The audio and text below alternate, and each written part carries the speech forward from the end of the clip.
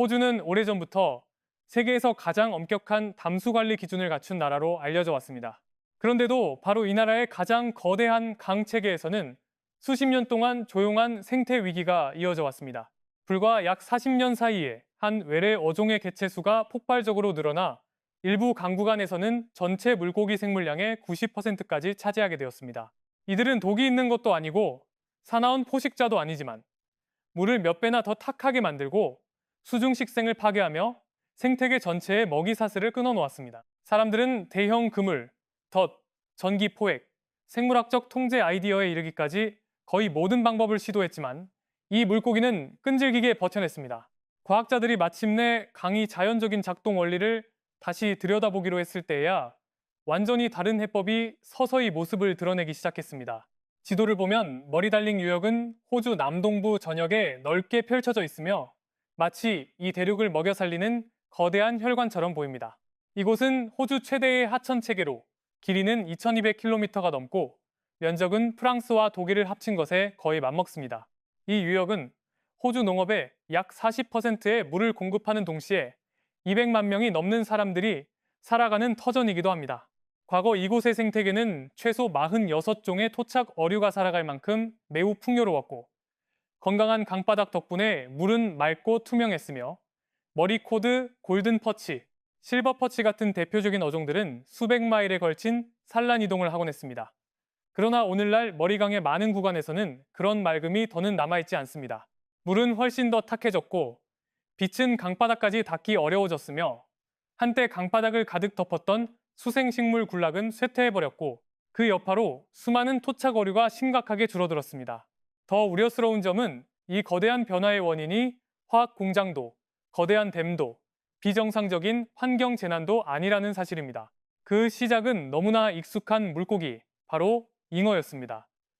유럽과 아시아가 원산지인 잉어는 식량 자원이자 스포츠 낚시 대상어로서 19세기에 호주로 들어왔습니다.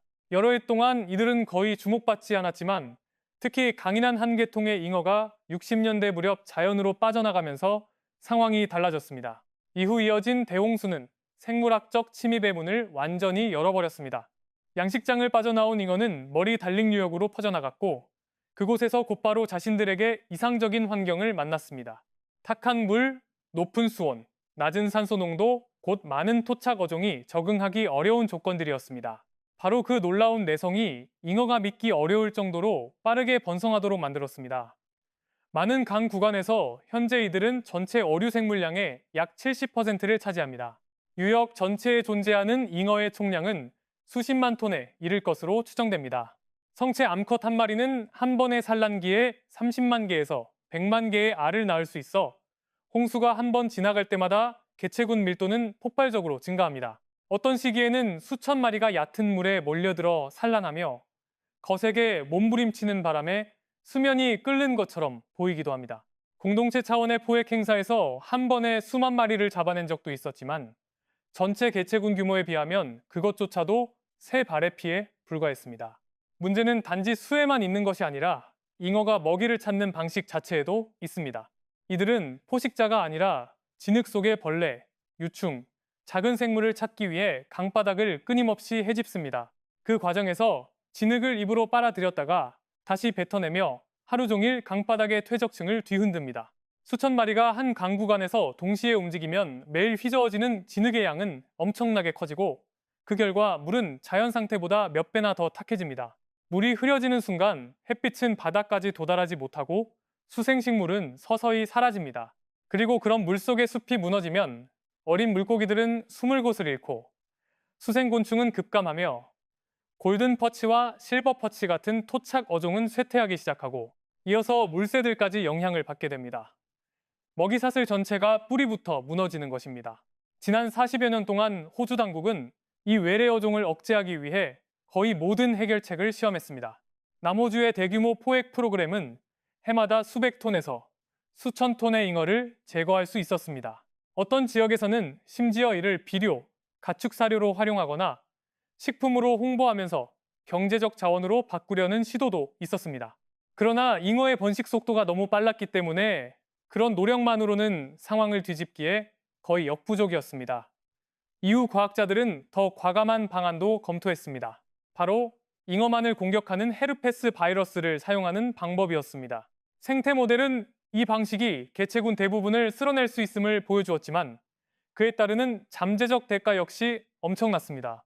만약 수십만 톤의 물고기가 강체계 전체에서 한꺼번에 죽는다면 부패 과정이 물속 용존 산소를 고갈시켜 토착 종 전체를 심각하게 위협할 수 있기 때문입니다.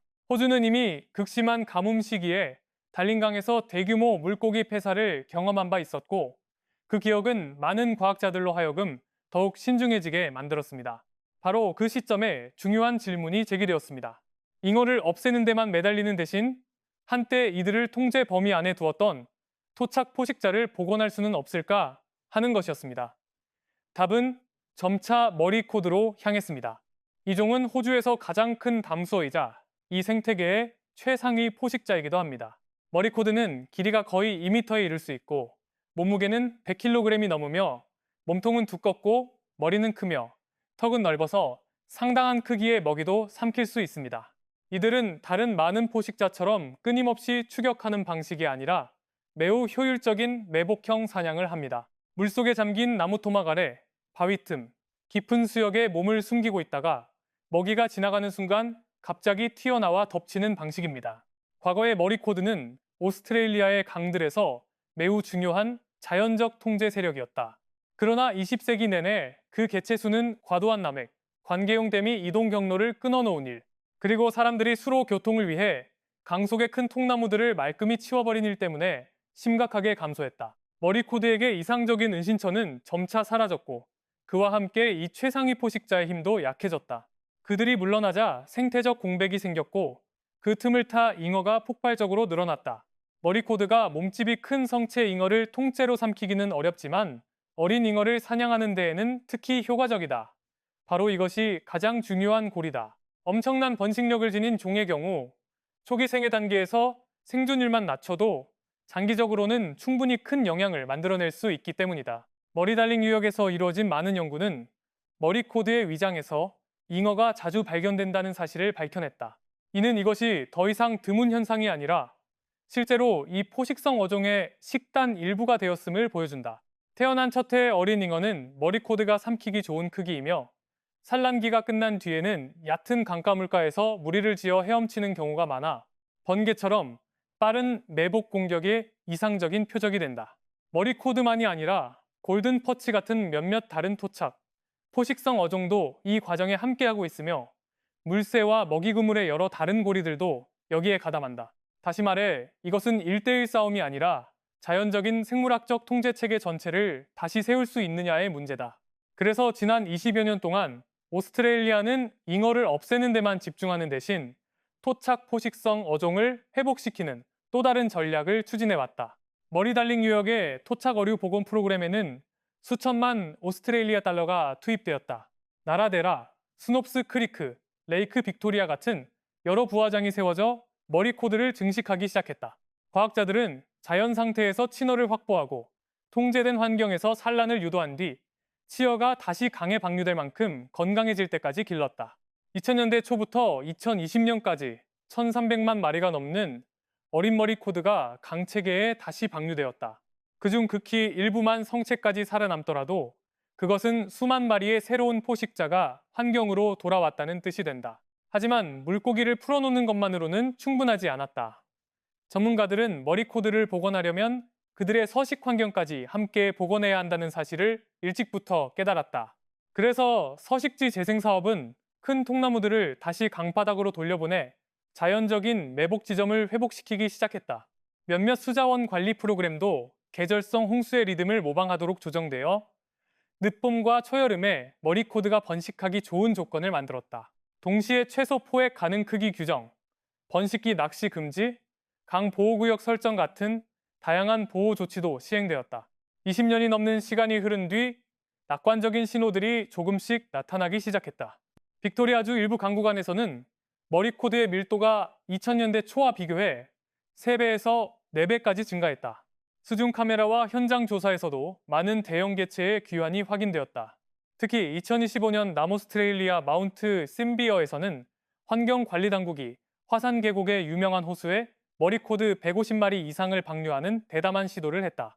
목적은 잉어를 직접 잡거나 제거하는 것이 아니라 바로 이 토착 포식자를 이용해 어린 단계에서부터 잉어를 막아 전체 생태계에 가해지는 압력을 줄이는 데 있었다.